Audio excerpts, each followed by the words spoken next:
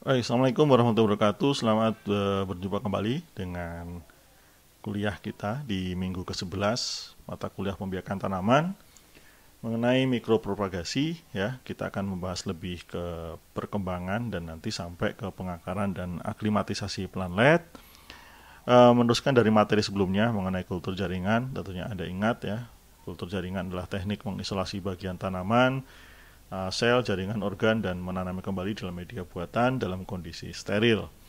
Yang kemudian kita bisa merekayasa dengan uh, berbagai komposisi media ya untuk menjadi tanaman utuh kembali atau kita kembalikan bahkan menjadi sel-sel yang belum kompeten atau dediferensiasi ya. Nah, ini kita landaskan pada teori totipotensi di mana sel bahkan single cell ini memiliki kemampuan untuk membelah dan bisa terdiferensiasi menghasilkan semua bagian tanaman. Nah, kemudian aplikasi kultur jaringan meskipun kita akan banyak fokus di perbanyakan tanaman karena ini pembiakan tanaman, tapi kita juga harus ingat bahwa sebetulnya kultur jaringan ini juga masih berkembang untuk kemudian digunakan dalam beberapa kegiatan yang lain. Misalkan di pemulihan tanaman, ini menciptakan keragaman baru melalui induksi variasi somakonal. Yang tentunya tujuan dari aplikasi kultur jaringan dari satu ke yang lain bisa juga kemudian menjadi uh, berlawanan. Misalkan untuk perbanyakan tanaman tentunya kita tidak ingin mendapatkan variasi somakonal, tapi dalam pemulihan tanaman kultur jaringan ini justru kita harapkan untuk bisa mendapatkan variasi somakonal. Kemudian bisa digunakan untuk seleksi in vitro ya, fusi protoplas. Seleksi in vitro saya ingin sampaikan, jadi melakukan seleksi dibandingkan di kondisi luar ini bisa kita modelkan di in vitro, bisa kita lakukan media untuk menginduksi kekeringan gitu kan, media untuk menciptakan suasana dia terlalu asam dan lain-lain, yang kemudian tanaman yang bisa tumbuh di situ atau survive di situ diharapkan dia juga bisa juga survive di lapangan. Kemudian fusi protoplas, penggabungan dari beberapa protoplas yang tidak mungkin dilakukan dengan persilangan konvensional, kultur haploid ya, rekayasa genetika tanaman. Setelah dari transformasi genetik melalui ergobakterium, kita lakukan kultur jaringan untuk membentuk tanaman atau meregenerasi tanaman kembali. Bahkan sekarang sudah ada teknologi genome editing atau gennya tanaman itu bisa diedit. Itu ternyata memerlukan banyak lagi ahli bidang kultur jaringan tanaman. Kemudian penyelamatan embrio dan yang lain-lain ya. Kemudian produksi metabolit sekunder baik dari kultur sel, kemudian kita bisa panen metabolit yang kita harapkan di situ, kultur akar, kemudian pelestarian plasma nutfah melalui pertumbuhan lambat dan kriopreservasi, bahkan mendapatkan tanaman bebas virus melalui kultur meristem. Jalur regenerasi tanaman in vitro ini juga sudah banyak dibahas kemarin. Jadi dari explant ya, berupa jaringan somatik baik itu pucuk, tunas samping dan lain sebagainya, ini dia bisa berubah menjadi tunas aksilar kemudian langsung menjadi planlet, atau dia menjadi kalus dulu kemudian baru terbentuk tunas adventif dan menjadi planlet, atau kita bisa membuat embrio ya, embrio somatik baik itu secara langsung, misalkan langsung bisa kita induksi menjadi embrio atau menjadi kalus embriogenik terlebih dahulu untuk kemudian menjadi embrio dan akhirnya bisa menjadi planlet. Nah, kita fokus dalam pembiakan tanaman ini tentunya adalah mikropropagasi. Jadi kita menggunakan teknik in vitro untuk memperbanyak tanaman ya, untuk perbanyakan yang sifatnya tentunya adalah klonal, untuk mendapatkan bibit klonal yang harusnya true to type atau secara genetik sama dengan induk. Nah, tahapan mikropropagasi ya mungkin Anda juga sudah dapat sedikit dari praktikum. Yang pertama adalah seleksi bahan tanaman atau sumber eksplan, kemudian establishment kultur ya, atau eksplan steril, dalam hal ini kita sering namakan sterilisasi, kemudian proses multiplikasi, proses elongasi dan perakaran, serta hardening dan aklimatisasi. Apa itu masing-masing? Kita akan lihat beberapa slide ke depan. Nah, ini jadi misalkan stroberi ya, kita pilih eksplan awal misalkan berupa batang tanaman seperti ini yang kemudian bisa kita sterilisasi ya, kemudian kita mendapatkan kultur yang pertama, kemudian kita lakukan multiplikasi beberapa kali, kita dapatkan perakaran gitu kan, kemudian terakhir kita lakukan aklimatisasi. Untuk berikutnya misalkan contoh untuk kultur jaringan nanas, ini kemarin juga sudah didemokan melalui video di praktikum. Jadi ini adalah tahapan kita mendapatkan eksplan, kita belah dan kita potong-potong, kita ambil titik tumbuhnya seperti kemarin. Kemudian ini kita tanam. Nah, pengalaman setiap lab ataupun nanti setiap orang biasanya juga berbeda-beda. Ada yang dia sudah senang langsung menanam pada bagian pucuk terkecil ya, yang bisa dia dapat misalkan sekitar 2-3 mili gitu, atau masih berupa satu bagian yang agak besar.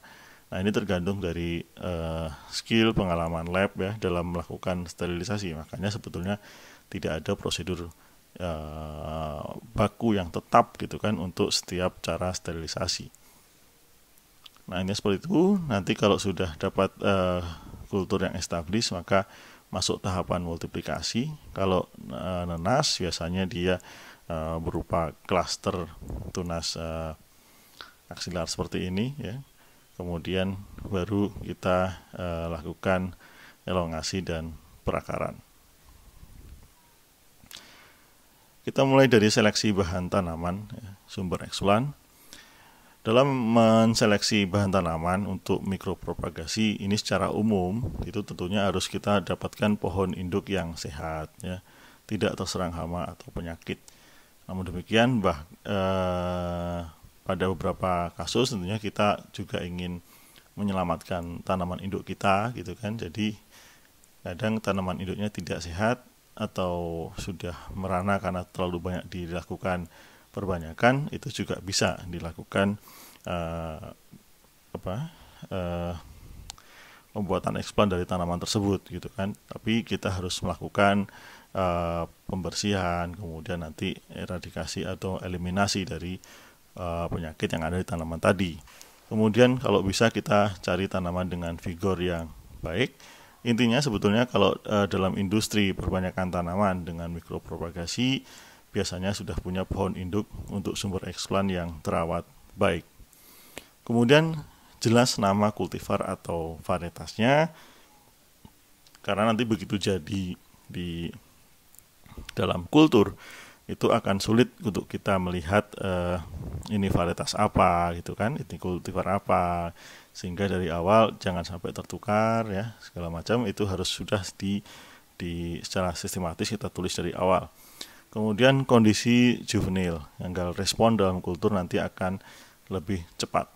Dan pilih bagian somatik atau vegetatif yang sedang tumbuh aktif, artinya aktivitas meristematiknya tinggi sebagai sumber eksplan. Nah, berikutnya adalah establishment kultur aseptik ya. Jadi ini kita sebut dengan sterilisasi. Biasanya setelah kita dapatkan bahan eksplan yang juvenil, sedang aktif tumbuh gitu kan, seperti pucuk ya, tunas di ketiak daun, jaringan meristem ya, bahkan apical dome. Ini tidak serta-merta langsung dapat kita tanam, namun kita harus lakukan sterilisasi. Nah, sterilisasi ini biasanya ada dua hal. Pertama di luar laminar, kemudian di dalam laminar. Sterilisasi di luar laminar ya tentunya kita membersihkan bagian-bagian dari permukaan awal bahan yang akan kita sterilisasi. Biasanya kita ambil calon explant, itu kan merupakan tadi misalkan apical dome ya, atau pucuk yang tempatnya tersembunyi gitu kan, misalkan, kemudian jauh dari tanah dan tidak terlalu terpapar lingkungan secara bebas. Makanya kita sering mengambil bagian-bagian dalam dari organ. Nah, biasanya sterilisasi pertama dilakukan di luar laminar untuk menghilangkan lapisan-lapisan yang di atas tadi. Sehingga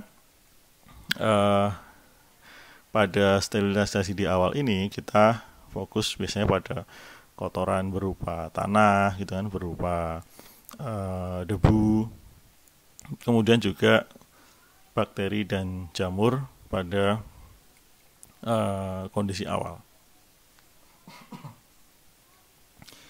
Nah, kemudian biasanya dilakukan beberapa tahap di awal ini untuk perlahan-lahan menghilangkan tadi patogen dan kotoran. Tentu ingat bahwa bahan sterilan itu juga merupakan bisa racun gitu kan, bisa cairan yang sifatnya keras gitu. Sehingga sekali lagi tiap bahan tanaman itu tentu akan berbeda perlakuannya, tidak bisa disamakan. Karena kalau misalkan suatu bahan yang sifatnya dia jaringannya lebih spongy gitu kan, lebih berongga, itu kalau kita lakukan sterilisasi terlalu kuat dengan waktu yang cepat, maka tidak akan bagus, malah selnya akan banyak menderita, misalkan seperti itu. Kemudian berikutnya, sterilisasi di dalam laminar ini dilakukan dengan alkohol dan sodium hipoklorit, atau biasa kita sebut dengan bakelin atau klorok ya, dengan beberapa konsentrasi. Misalkan kalau konsentrasinya tinggi tentunya dia cepat, kalau konsentrasinya rendah dia agak lama. Nah, ini contoh prosedur sterilisasi explant pada pisang. Saya pikir juga bisa dilihat di video praktikum. Jadi dari bonggol dan sedikit bagian batang di atas ya, ini kita ambil. Kenapa harus bonggol dan sedikit bagian di atas? Tentunya kalau hanya di bonggol, nanti titik tumbuh yang ada di sini tidak terlalu mudah tumbuh dibandingkan dengan yang sudah ada sedikit di bagian batang. Dan kita juga harus ingat bahwa saat menumbuhkan itu sebetulnya juga berpacu antara kecepatan tumbuh dengan kecepatan kontaminan internal yang ada di materi atau di bahan tadi gitu. Kalau lebih cepat materi kontaminan yang tumbuh, ya maka sterilisasi kita juga tidak akan berhasil. Tapi kalau tanaman kita yang lebih cepat tumbuh kemudian baru keluar kontaminan internalnya, itu masih bisa bagian dari tanaman yang telah tumbuh tadi kita subkultur atau kita pindahkan di media yang lain, maka proses sterilisasi akan tetap berhasil. Nah, setelah dilakukan pemotongan, pengupasan ya, kemudian dilakukan perlakuan bakterisida dan fungisida, bisa 1 malam atau 16 jam, kemudian dipindahkan atau proses selanjutnya dilakukan di laminar. Di laminar ini bisa dilakukan perendaman kembali dengan sodium hipoklorit. Dalam contoh ini sampai 3 kali, 30%, 20% ya, 10%, dan dibilas dengan Aquades steril. Namun demikian pada beberapa lab juga kadang hanya dilakukan sekali atau 2 kali. Ya, bahkan di sini ini penelitinya, ini karena pengalaman dia bahkan menambahkan betadine ya sebagai antiseptik pada saat melakukan sterilisasi. Ini sah-sah saja. Bahkan nanti kalau Anda sudah penelitian sendiri melakukan sterilisasi belum berhasil, padahal itu harus dilakukan, maka sering juga ditambah dengan antibiotik gitu kan, obat jamur dan lain-lain. Ya, seperti ini, kemudian ditiriskan, kemudian ditanam. Nah, biasanya ditanam hanya satu ya. Kenapa? Karena pada saat sterilisasi itu resiko terjadi kontaminasi itu masih sangat besar, sehingga harapannya kalau nanam kalau nanamnya terlalu banyak, ya ada yang berhasil sementara yang lain kontaminasi, maka akan menular ke yang lain. Ya, dan biasanya kita pakai media yang sedikit. Ya. Nah, kemudian tahap berikutnya adalah induksi dan multiplikasi tunas, ya, atau bisa juga dilakukan embriogenesis somatik. Di induksi tunas aksilar atau adventif atau embriogenesis dilakukan dengan manipulasi media, terutama ZPT. Ya, kemarin ingat bahwa misalkan untuk induksi tunas, sitokinin itu diberikan lebih banyak dosisnya dibandingkan dengan auksin. Bahkan pada induksi embriogenesis somatik, auksin diberikan dalam bentuk auksin yang jenis kuat seperti itu 4D, picloram atau dicamba gitu kan, picamba biasanya bahkan tanpa sitokinin. Sitokinin dan auksin yang seimbang ini akan menginduksi kalus, sebaiknya dihindari. Tapi tergantung juga sekali lagi dari program produksi tanaman kita. Kemudian induksi tunas ya, ini sitokinin yang bisa digunakan jenis-jenisnya auksin ya, dan ada juga auksin jenis IBA, namun jarang digunakan pada tahap multiplikasi tunas. Nah, tipe-tipe multiplikasi eksplant nanti bisa berupa pemanjangan tunas dan pembentukan buku-buku baru seperti pada kentang dan krisan. Mungkin Anda sudah pernah praktikum juga sebelumnya di mata kuliah yang lain. Jadi pada saat melakukan subkultur biasanya kita tinggal memotong buku-buku tadi dan kita tempatkan pada media yang baru sehingga disebut dengan node culture.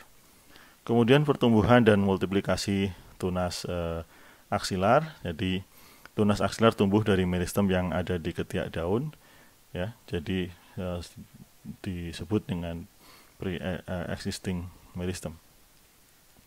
Kemudian pertumbuhan dan multiplikasi tunas adventif. Jadi tunas adventif terbentuk dari jaringan yang sebelumnya tidak ada meristem seperti akar, ruas batang, potongan daun, dan lain-lain. Nah, ini biasanya diinduksi dengan perlakuan zat pengatur tumbuh. Nah, ini contoh ilustrasi induksi tunas aksilar atau adventif pada pisang. Jadi Anda bisa lihat banyak sekali tunas-tunas adventif yang tumbuh di sini. Kemudian nanti bisa kita pisahkan dan kita lakukan pengakaran pada media yang lain. Ya, jadi tunas bergerombol membentuk klaster seperti ini ya. Kemarin Anda lihat di video subkultur pisang pada saat multiplikasi juga tanaman belum tinggi ya. Nanti kita lakukan peninggian tanaman, pembuatan perakaran dengan perlakuan media.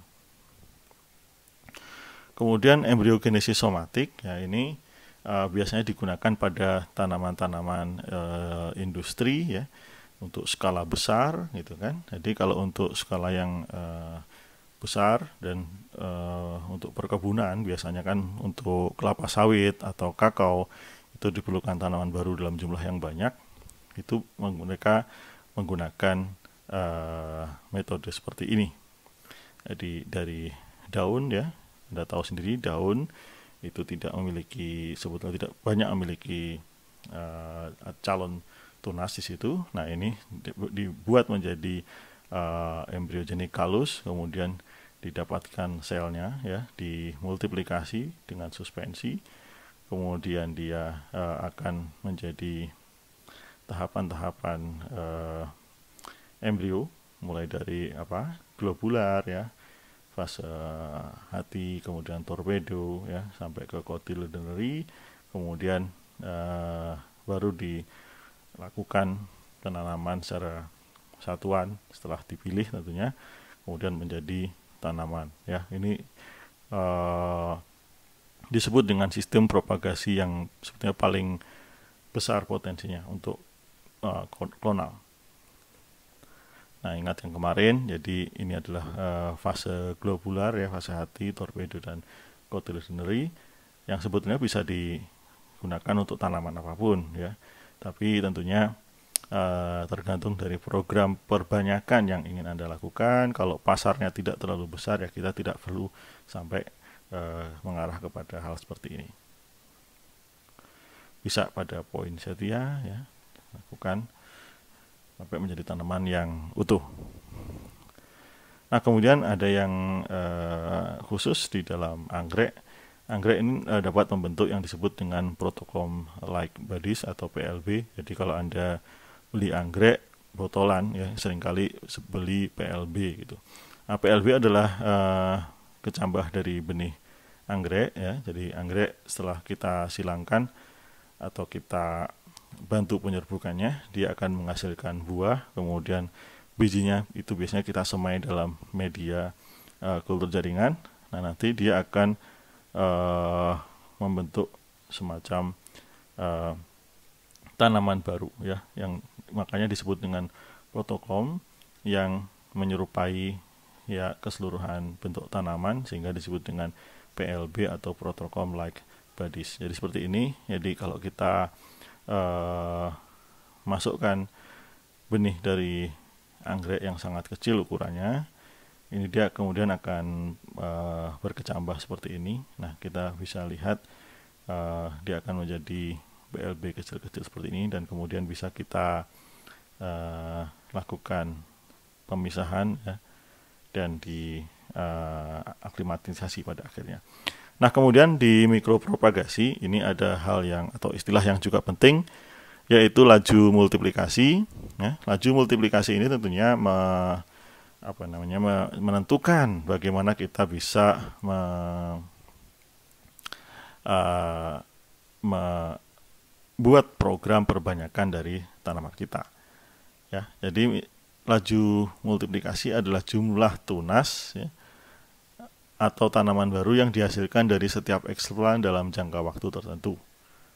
Nah, misalkan di sini Anda bisa lihat ada tanaman yang hanya menghasilkan satu tunas ya, ada yang bisa 2, 3, 4, 5 dan sebagainya. Tentunya ada effort untuk mendapatkan banyak tunas tadi ya.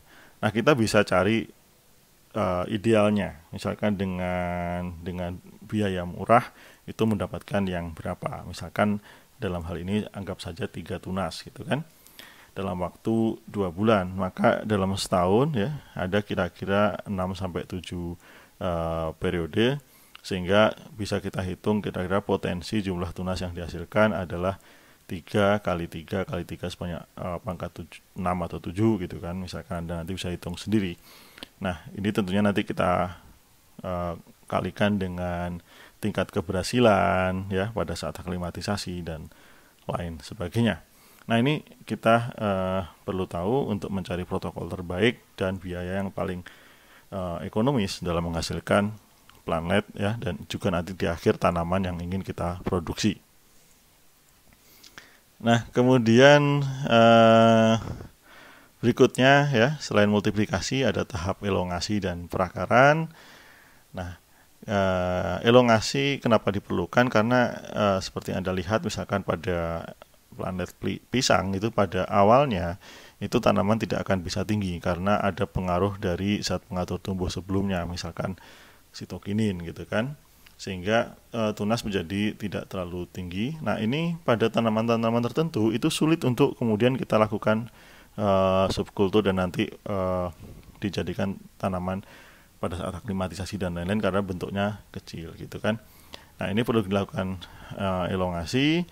Biasanya mudah saja dengan memindahkan tunas ke media yang lebih tepat, misalkan tanpa zat pengatur tumbuh atau ke media yang mengandung GA. Nah, kemudian pengakaran, dilakukan induksi akar pada tunas. Tidak semua perlu pengakaran ya. Jadi ada tanaman-tanaman tertentu yang sebetulnya dia cukup diambil steknya pada saat aklimatisasi. Misalkan saya pengalaman pada tanaman jati, itu tidak perlu kita harus punya akar, karena hasil akhirnya bisa berupa stek hasil dari in vitro. Itu bisa kita langsung aklimatisasi saja dan kemudian di stek lagi. Nah, itu juga bisa ya. Tapi jika diperlukan, itu perlu kegiatan pengakaran, induksi akar pada tunas ya. Nah, ini tentunya akar yang terbentuk umumnya adalah akar adventif. Kemudian keberhasilan membentukkan akar dipengaruhi oleh umur dan tahap perkembangan eksplan, posisi tanaman di mana eksplan diambil ya, jenis spesies atau kultivar, dan lain-lain. Nah, kemudian ini ditentukan juga oleh orientasi penanaman, jumlah subkultur ya, cahaya, suhu ya, dan lain-lain. Jumlah subkultur ini menarik ya, karena tadi menyinggung juga yang multiplikasi. Jadi kadang untuk proses sertifikasi itu jumlah subkultur dibatasi untuk menghindari potensi variasi somaklonal. Misalkan untuk kentang, kalau Anda ingin sertifikasi, itu pada saat melakukan subkultur hanya dibatasi 5 kali subkultur. Sehingga kalau multiplikasinya kita harapkan sekian, maka kita maka kita harus maksimalkan di jumlah buku atau jumlah tunas tadi gitu. Nah, kemudian karena jumlah buku, jumlah tunasnya ini kemudian kita potong lebih banyak gitu kan, sehingga dia memendek. Nah, maka ini juga berpengaruh nanti pada saat ingin dilakukan pengakaran. Kemudian cahaya, suhu ya, media pada tanaman tertentu medianya tidak boleh terlalu padat untuk membentuk akar ya. Ada tanaman yang justru sebaliknya. Kemudian konsentrasi gula ya, tekanan osmotik, pH, hara dan lain-lain ya, ZPT, auksin dan arang aktif ini juga bisa berpengaruh terhadap perakaran. Nah, kemudian ini tidak mutlak ya, tapi pada umumnya tunas-tunas yang dihasilkan dalam kultur in vitro sebelum dipindah keluar harus dibuat berakar terlebih dahulu. Nah, kemudian ini sama kasusnya dengan pisang ya, yang atau nanas ya. Jadi nanti inginnya dibuat induksi akar dari tunas tunggal, sehingga itu adalah tahapan akhir subkultur terakhir, kemudian dilakukan pengakaran. Nah, pengakaran bisa diinduksi dengan zat pengatur tumbuh juga, misalkan golongan auksin seperti IBA ya, NAA atau IAA, konsentrasinya pada kisaran 0,1 sampai 2 mg per liter. Nah, kemudian sebelum aklimatisasi ini ada satu proses yang disebut dengan hardening, yaitu kita membiasakan tanaman untuk bisa nanti ke kondisi ex vitro dari kondisi in vitro, di mana kita ingat dalam kondisi in vitro itu biasanya lingkungannya memiliki kelembapan yang tinggi 90-100%, kemudian bebas patogen, suplai hara optimal, intensitas cahaya rendah, sukrosa cukup, kemudian adanya penopang agar atau gel, penopang tanaman maksudnya berupa agar atau gel. Nah, kemudian tanaman yang dihasilkan ini makanya subkultur jika usahakan tidak terlalu sering, tidak terlalu banyak siklusnya, ini karena tanaman kemudian bisa beradaptasi terhadap lingkungan tadi. Akibatnya apa? Ketika kita ingin lakukan pemindahan ke kondisi ex vitro, maka tanaman belum siap, karena karakter dalam kultur in vitro ini daun tipis ya, tentunya lembut, fotosintesis juga belum bisa aktif sepenuhnya. Kemudian sel-sel palisade lebih kecil dan lebih sedikit untuk menangkap cahaya secara efektif, dan mesofil air, rongga udara di mesofil maksudnya lebih besar, dan stomata belum berfungsi maksimal, yang menyebabkan tanaman nanti gampang terjadi stres air karena dia masih membuka ya, karena cahaya di dalam ruang kultur tidak terlalu besar. kemudian koneksi vaskular tunar dan akar jelek sehingga aliran air tidak baik. Nah, hardening ini mengkondisikan tanaman untuk bisa beradaptasi dengan kondisi ex vitro. Nah, tapi masih dalam botol. Jadi nanti ketika di ex vitro tentunya sangat berbeda, mulai dari RH rendah, suhu tinggi dan bahkan tidak stabil, cahaya tinggi, dan yang terpenting juga kondisi tidak steril. Jadi proses aklimatisasi ini akan sangat bisa lebih berhasil jika ditunjang dengan program hardening yang baik, ya. Meskipun tidak semua tanaman itu perlu dilakukan hardening, maka tergantung dari keputusan lab gitu kan, keputusan program perbanyakan tanamannya. Kalau memang proses aklimatisasinya itu bisa diatur lebih smooth, bisa saja proses hardening tidak mutlak selalu diperlukan. Jadi hardening ini adalah proses pengerasan atau penguatan plantlet ketika masih dalam botol kultur sebelum diaklimatisasi. Caranya bisa dengan mengurangi RH dalam botol atau dalam ruangan, meningkatkan konsentrasi agar di akhir, ya, agar akar ini tidak terlalu lembek. Kemudian mengurangi konsentrasi gula, meningkatkan intensitas cahaya beberapa minggu sebelum aklimatisasi. Kemudian pengayaan CO2 dan pemberian retardan. Nah, ini contoh, ya. Jadi sebelum diaklimatisasi, anggrek ditaruh dalam botol kultur, tapi di ruang atau di kondisi luar, misalkan di greenhouse. Untuk pisang misalkan ditempatkan dalam ruangan tanpa AC selama 2-3 minggu. Apa tidak kontaminasi? Iya, bisa terjadi, akan ada kontaminasi. Namun demikian, karena tanaman sudah besar dan sudah kuat, nantinya ketika akan diaklimatisasi ya tinggal kontaminannya kita buang atau kita sterilkan. Kemudian proses aklimatisasi yaitu proses mengeluarkan plantlet dari dalam botol kultur untuk diadaptasikan dengan lingkungan luar lab, ya. Kondisi ideal untuk aklimatisasi tentunya kelembapannya tinggi, intensitas cahaya rendah tapi lebih tinggi dari cahaya di lab. Kemudian artinya masih perlu naungan, nah gitu kan. Kemudian media steril, aerasi dan drainasi baik, ya. Biasanya kita pakai media juga yang steril, ya. Maksudnya disterilisasi dengan pengukusan atau steamer. Kemudian juga suhu di dalam lingkungan aklimatisasi tidak terlalu tinggi. Prosedur aklimatisasi, pertama siapkan media yang sesuai, kemudian disterilisasi, plantlet dikeluarkan dari botol, cuci air bersih, jangan ada sisa agar karena agar ini tentunya punya banyak nutrisi yang disukai oleh bakteri jamur, ya. Kemudian biasa kita rendam dengan fungisida dan zat-zat lain, ditiriskan, kemudian ditanam, ya, dalam wadah yang sudah disiapkan.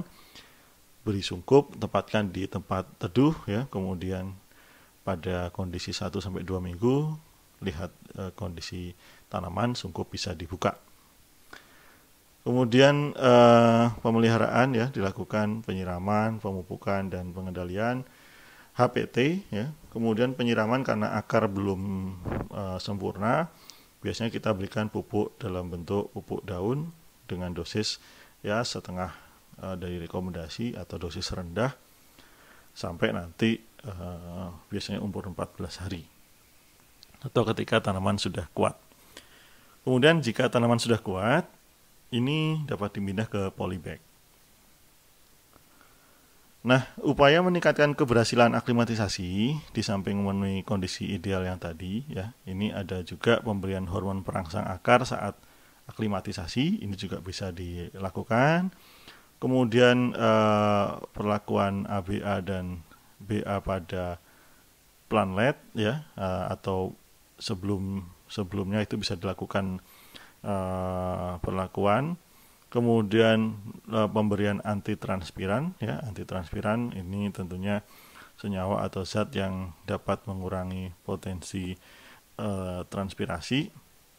Kemudian bisa juga perlakuan paklobutrazol saat menghambat tumbuh, kemudian induksi fotoautotrop pada plantlet, misalkan dengan menghilangkan gula, meningkatkan CO2 untuk tanaman agar bisa siap untuk melakukan produk fotosintesis sendiri.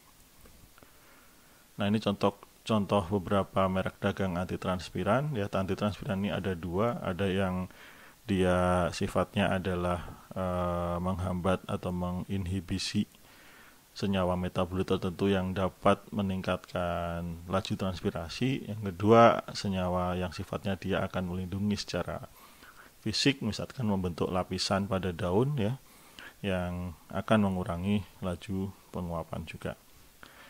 Nah, kemudian plantlet setelah aklimatisasi akan mengalami perubahan, daun dan klorofil menjadi tebal ya, kemudian mesofil berkembang bentuk palisade yang dan spongy parenchyma, artinya sel-sel parenchyma yang spongy berongga ya, kemudian kerapatan stomata meningkat, kutikula, epikutikula, dan regulasi stomata membaik. Nah, ini contoh anti transpiran ya yang tadi saya jelaskan. Jadi ABA ini juga bisa sebagai anti transpiran. Nah, ini kita bisa lihat pada 2 hari ya, ketika dilihat ini dia mampu ya pada konsentrasi yang tertinggi dia mampu menurunkan konduktansi stomata ya. Nah, ini kemudian pada 2 minggu semuanya normal kembali. Jadi tidak ada efek negatifnya setelah tanaman bisa berkembang. Artinya kan yang ditakutkan akan terus seperti ini tidak bagus nantinya untuk perkembangan tanaman. Tapi setelah 14 hari ya, artinya sudah ditransfer ke media biasa pada lingkungan yang biasa gitu kan, ini sudah normal kembali. Jadi tidak ada efek yang tidak baik. Kemudian paklobutrazol ini ternyata misalkan pada daun jeruk ini dapat menekan kehilangan air ya dengan cara menutup stomata ya, kita bisa lihat dari yang seperti ini menjadi seperti ini. Kemudian sel penjaga menebal. Ini bisa di akhir menekan kehilangan air. Nah, ini contoh pada pisang. Ini dilakukan oleh praktikan mata kuliah pembiakan tahun lalu ya. Jadi ini kami siapkan plantlet pisang yang sudah berakar yang menggunakan media dasar MS tentunya. Kemudian kita akarkan selama 4-6 minggu. Kemudian dilakukan hardening di suhu ruang tanpa AC ya, dilakukan di teras lab pada saat itu. Nah, kemudian dilakukan aklimatisasi dengan media sekam dan kokopit steril.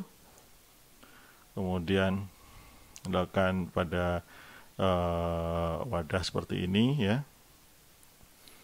Dan kemudian prosedurnya ya seperti tadi, plantlet dikeluarkan, dicuci, akar dikurangi, kemudian ditiriskan dan ditanam serta disungkup. Di seperti ini kira-kira gambarannya. Setelah itu mulai berakar baru, dipindah pada polybag, dan sebetulnya bisa juga ditransfer ke tempat lain dalam bentuk seperti ini ya. Yang dilakukan oleh praktikan ini yang didapatkan oleh setiap kelompok, kalau nggak salah 1 orang 1 pada saat itu, kemudian 1 botol ya, kemudian ditanam ya, dipelihara seperti ini, diamati, kemudian ditanam di kebun percobaan Sukamantri ya. Ini cukup menarik. Nah, kemudian anggrek ini juga kita lakukan di 2 tahun yang lalu. Seperti ini, dicuci di air, dibersihkan dari agar ya, kemudian ditanam. Nah, yang terakhir adalah distribusi dari Propagul. Jadi sebetulnya planet ini dapat didistribusikan sebelum aklimatisasi atau menjadi tanaman setelah aklimatisasi. Kalau menggunakan setelah aklimatisasi dalam bentuk tanaman sudah jadi, tentunya ada juga kelemahannya selain segi positifnya. Misalkan ya tanaman resiko mati terguncang patah dan lain sebagainya gitu kan. Tapi kalau kemudian sebelum aklimatisasi dalam bentuk botol, tentunya juga berat botolnya ini menjadi voluminous gitu kan. Kemudian memerlukan misalkan kondisi pada saat transportasi itu AC gitu. Tapi dia lebih tinggi survival rate-nya dibanding mengirimkan dengan tanaman. Kemudian belum lagi kalau antar negara, misalkan kita ambil dari Peru ya, dari Inggris segala macam ke Indonesia, bentuknya tidak mungkin tanaman setelah diaklimatisasi. Biasanya kita dapat dalam bentuk in vitro. Nah, oleh sebab itu ya, jadi pada saat sebelum aklimatisasi pun, namun setelah keluar dari botol ini juga bisa dilakukan sebelum melakukan aklimatisasi. Nah, biasanya dibuat dalam desain yang atau pack yang lebih ringan, ya. Misalkan kita siapkan media khusus dalam hal ini misalkan untuk kentang dan krisan, ini bisa dikeluarkan dari botol, kemudian diberikan media dengan kandungan sukrosa yang tinggi, ya. Kemudian beberapa akar dipotong terlebih dahulu yang potensi sudah terlalu tua dan tidak akan mampu berkembang lagi, karena kalau tetap di situ akan menyebabkan lebih cepat busuk. Kemudian di-pack dengan beberapa kondisi ya, dan didistribusikan atau dalam transportasi tentunya juga tidak boleh terlalu tinggi suhunya, meskipun tidak sedingin kalau menggunakan cool box. Nah, misalkan seperti ini dalam plastik dengan sedikit media gitu kan, ini lebih ringan dan ringkas dibanding dengan botol kultur. Bisa kita lihat seperti ini. Kalau pasca aklimatisasi, misalkan juga bisa ditransport tanpa media, itu juga jadi satu pilihan. Misalkan untuk kakao biasanya dilakukan seperti ini ya, kemudian di pack dalam pack yang ringkas seperti ini untuk dikirim ke beberapa tempat yang membutuhkan.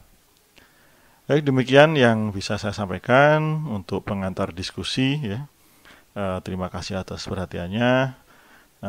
Semoga bermanfaat. Assalamualaikum warahmatullahi wabarakatuh.